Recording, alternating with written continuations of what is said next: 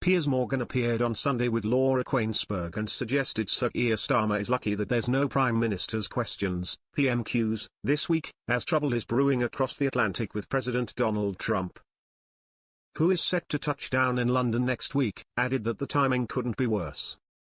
The Epstein scandal, the very story he's spent years trying to distance himself from, says his pal Morgan, is continuing to dominate headlines in the UK, after revelations on Labour MP Peter Mandelson's involvement with Epstein have come to light.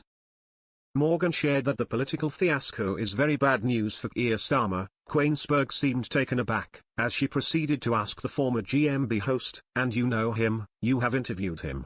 Is that going to make him cross?" Morgan continued, "Well, the one story everyone's talking about in the UK, just as he arrives, is the Epstein scandal. Imagine a press conference with the two of them, where instead of discussing the great special relationship, the royal family, and his enjoyment of being here, they're bombarded with questions about the Epstein files, which they may well be."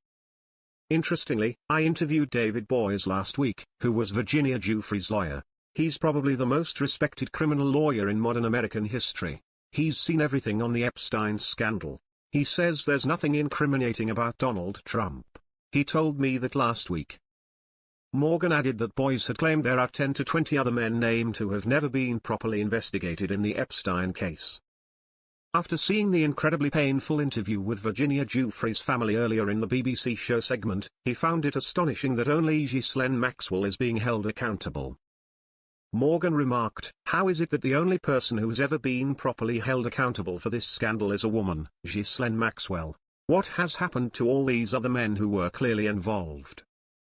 The family of Virginia Giuffre, who became the most prominent victim of Jeffrey Epstein, told the BBC that Lord Mandelson should never have been given the position of UK ambassador to the United States.